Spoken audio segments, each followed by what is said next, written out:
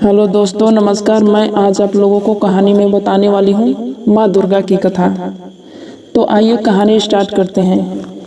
एक बार असुरों के स्वामी शंभु ने देवताओं को स्वर्गलोक से निकाल बाहर किया। उन्होंने दूर तक देवताओं का पीछा किया। देवता किसी प्रकार अपनी जान बचाकर हेमवत पर्वत पर पहुँचे और देवी दुर्गा की स्तुति करने लगे।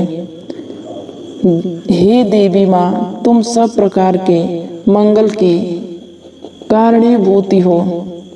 दुष्ट शंभु का नाश करके सबका कल्याण करो। उस समय पार्वती गंगा में स्नान करने के लिए आई थी। उन्होंने देवताओं की करुण पुकार सुनी तो उन्होंने अपने शरीर से माता अंबिका को प्रकट किया। उनका मनोहरी रूप देखकर असुर सेनापति चंड और मुंड विस्मित हो उठे। बोले, हे नारी, तू बहुत रूपवती है। चलो चलकर अपने राजा शंभु को बताते हैं।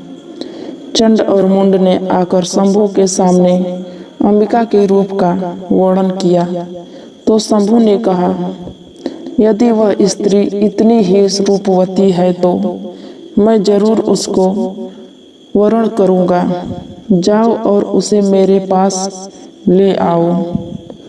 चंड और मुंड तुरंत फिर से हेमवत पर्वत पर पहुँचे और माँ अंबिका से बोले, हे सुंदरी दैत्यराज शंभु, जो तीनों लोकों के स्वामी हैं और दोनों लोकों की संपदा जिनके अधिकार में है, वे तुमसे विवाह करना चाहते हैं। परंतु मैंने तो प्रतिज्ञा कर रखी है कि जो संग्राम में मुझे जीतकर मेरे गर्व को चूर करेगा वही मेरा स्वामी होगा। माता अंबिका ने कहा, देवता भी जिन दैत्यराज के सामने नहीं टिक सके, उनसे तुम अकेली नारी युद्ध करना चाहती हो। तुम चुपचाप उनके पास चली जाओ, इसी में बुद्धिमानी है। चंड ने कहा, परंतु मैंने बहुत पहले और बिना सोचे समझे प्रतिज्ञा तो कर ली थी, उसे मैं मिथ्या नहीं कर सकती। देवी ने शांत स्वर में कहा। चंड और मुंड दोनों भून भुआते हुए वहां से चले गए। शंभु के सम्मुख पहुंचकर जब उन्होंने मां अंबिका का संदेश सुनाया तो शंभु फड़क उठा। बोला, ठीक है, वह युद्ध चाहती है तो युद्ध ही होगा। शंभु ने अपने धूम्र लोचन नाम के सेनापति को बुलाकर आज्ञा दी, जाओ उस दुष्ट को पकड़कर ले जाओ। धूम्रलोचन अपनी विशाल सेना लेकर हेमवत पर्वत पर अंबिका के पास पहुंचा और बोला, सुंदरी, तुम अपनी इच्छा मेरे स्वामी के पास नहीं चलेगी तो मैं बलपूर्वक तुम्हें ले जाऊंगा। अंबिका ने भयभीत होने का ढोंग किया। फिर मैं तो अबला हूँ, मैं तुम्हारा क्या बिगाड़ लूँगी? तो फिर हमारे स्वामी के साथ विवाह कर लो। धूम्रलोचन ने कहा, अब क्या बताऊँ तुम्हें, मैंने प्रतिज्ञा ही ऐसी कर ली है कि युद्ध किए बिना विवाह नहीं कर सकती। अंबिका बोली। तब धूम्रलोचन बिना कहे सुने देवी पर चढ़ दौड़ा।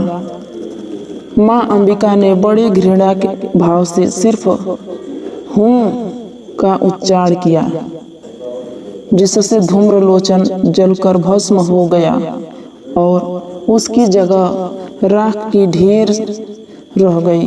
यह देख दैत्य सेना भयभीत हो उठा और वहां से भागने लगा।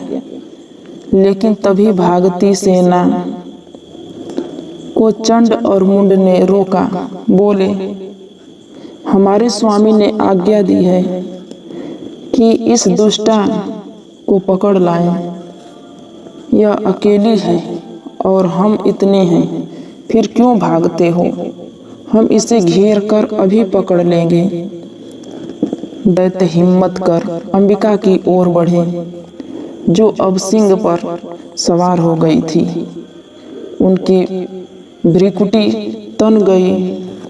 तब उनके मस्तिष्क से प्रकट हुई माँ काली। काली दैत्यों पर टूट पड़ी।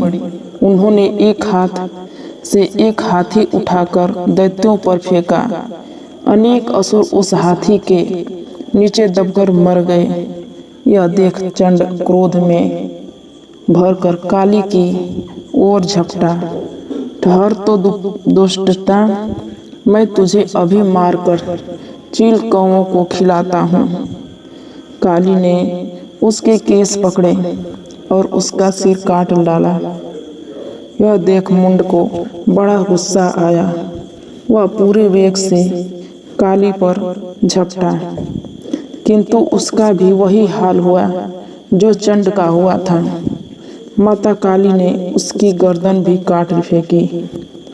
तब माँ अंबिका ने काली से कहा, तुमने चंड और मुंड का नाश कर संसार को दैत्यों के भय से मुक्त किया, अतः भविष्य में चंडा मुंडा के नाम से भी तुम्हारी ख्याति फैलेगी।